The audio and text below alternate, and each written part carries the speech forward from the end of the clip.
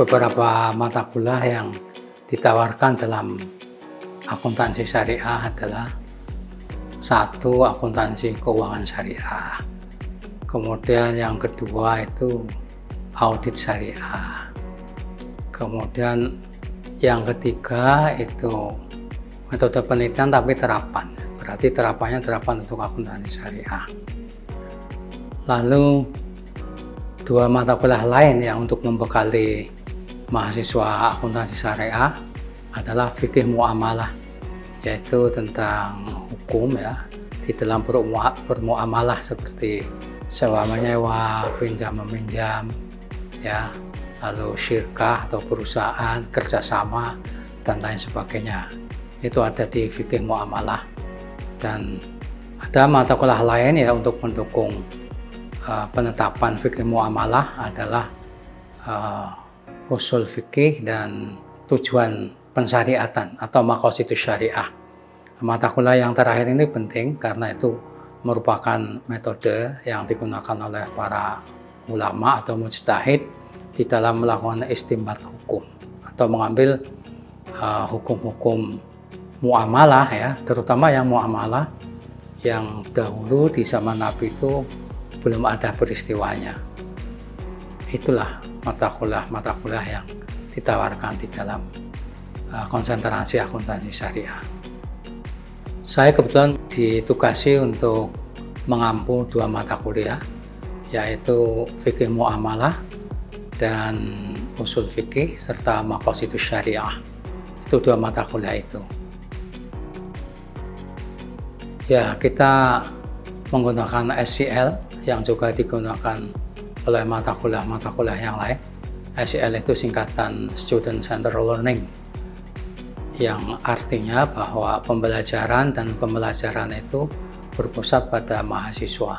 Mahasiswa diminta untuk belajar sendiri ya, untuk mempersiapkan materi sebelum pertemuan di kelas.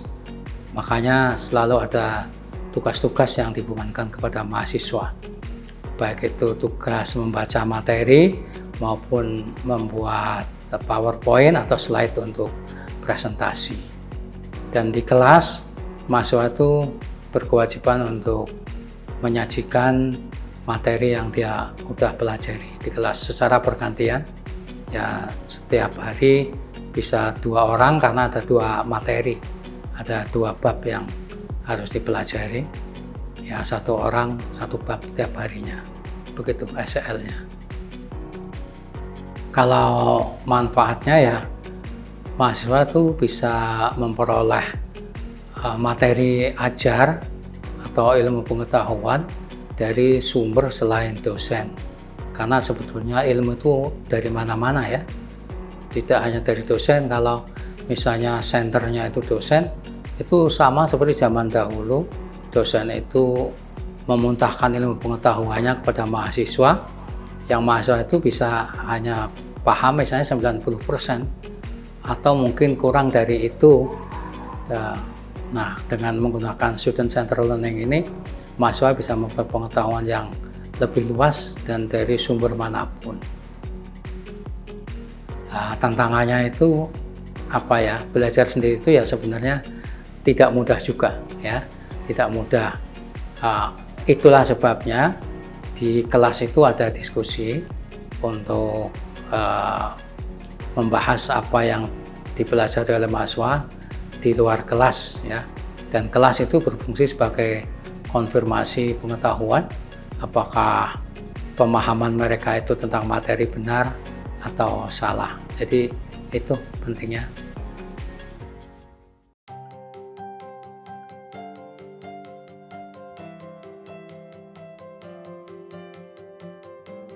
Alhamdulillah dosen-dosen di Magister Akuntansi, khususnya konsentrasi akuntansi syariah, dosennya sangat kompeten dan sangat profesional karena emang sudah relevan dengan bidangnya, yaitu syariah.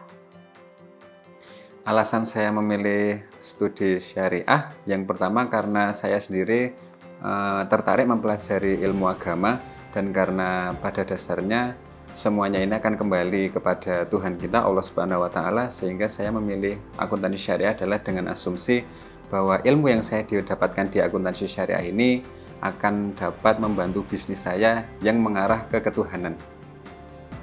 Dan yang kedua, karena saya pernah mengakses dan membaca beberapa jurnal penelitian mengenai gap atau kesenjangan sumber daya manusia yang ada di Indonesia mengenai akuntansi syariah.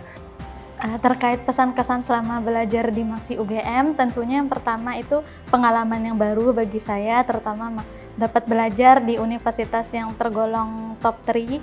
Terus untuk dosen-dosennya itu juga sangat berkualitas, terbukti dari cara mengajar dosen-dosennya, tugas-tugas yang diberikan, terus serta teman-temannya yang juga cukup seru, jadi kayak dapat banyak pengalaman baru, pemikiran-pemikiran baru yang sebelumnya tidak pernah saya dapatkan waktu S1.